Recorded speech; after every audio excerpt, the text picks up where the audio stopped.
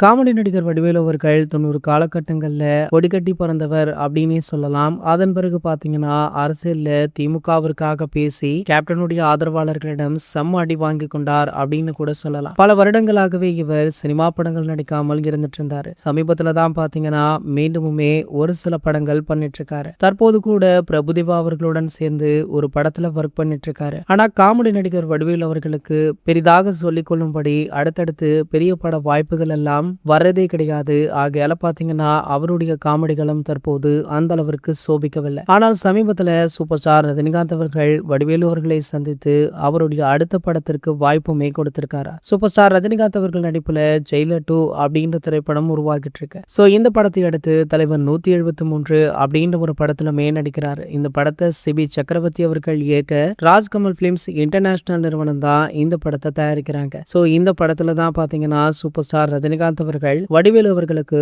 வாய்ப்பு கொடுத்துள்ளதாக சொல்லப்படுது. மேலும் பாத்தீங்கன்னா இவ்வளவு பெரிய வாய்ப்பை எதிர்பார்க்காத வடிவேலு அவர்கள் சூப்பர் ஸ்டாருக்கு நன்றியுமே தெரிவிச்சிருக்காரா. சோ இந்த விஷயம் தற்போது சோசியல் மீடியாக்கள்ல வைரல் ஆகிட்டு இருக்கு. மேலும் பாத்தீங்கன்னா தலைவர் 173வது படத்தை பற்றி இனிவரும் நாட்கள்ல அடுத்தடுத்த அப்டேட்டுகள் வெளியாகும் அப்படின்னு தயாரிப்பு தரப்புல இருந்து தகவலுமே வெளியாகி இருக்கு. இது போன்ற செய்திகளை பத்தி நீங்க உடனே தெரிஞ்சுக்க நம்மளுடைய சேனலை மறக்காம சப்ஸ்கிரைப் பண்ணிக்கோங்க.